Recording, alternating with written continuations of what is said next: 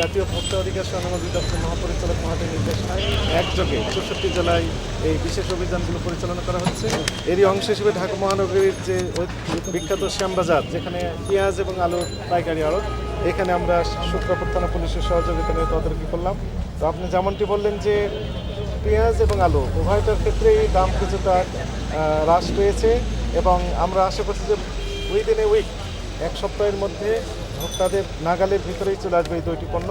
আমরা আজকে পেঁয়াজের যে বিষয়টি দেখলাম যে নতুন মহিকাঠা যে পেঁয়াজ, সেটি 55 থেকে 60 টাকা কেজি বিক্রি হচ্ছে এই শ্যামবাজারে। আর ইন্ডিয়ান পেঁয়াজ বিক্রি হচ্ছে 62 থেকে 65 টাকা এরকম রেটে। আর পুরাতন যে দেশি পেঁয়াজ সেটি 75 থেকে 80 টাকা করে বিক্রি হচ্ছে, একদম কমে এসেছে। আরেকটা বিষয় আমরা খেয়াল করলাম, নতুন আলু বাজারে এসেছে। এই নতুন আলু বাজারে আসার ফলে পুরাতন আলুর উপরেও একটা ইতিবাচক প্রভাব পড়েছে দামের ক্ষেত্রে। নতুন আলু বিক্রি হচ্ছে, আমরা দেখলাম 45 টাকা থেকে শুরু করে 55 টাকা, 60, কোথাও সর্বোচ্চ 62, এর ভিতরে বিক্রি হচ্ছে।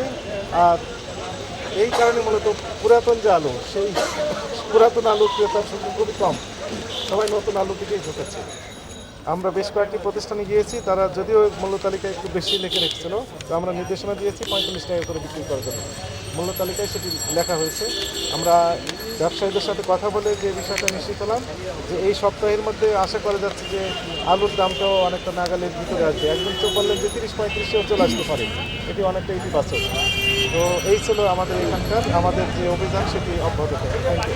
আশা করছি যে এখানে যেহেতু 45, 50, 55 বিক্রি হচ্ছে এবং আমাদের যে তথ্য আছে সেটি এইরকম যে খুচরা পর্যায়ে নতুন আলু 60, 65, সর্বোচ্চ 70, গলিতে 70 টাকা সর্বোচ্চ বিক্রি হচ্ছে।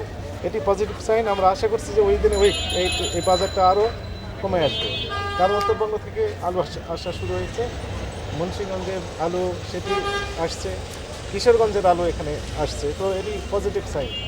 আমরা আশা করছি যে জনগণের যে দুর্ভোগ ছিল সেটি এখন রিমুভ হয়ে যাবে। Thank you.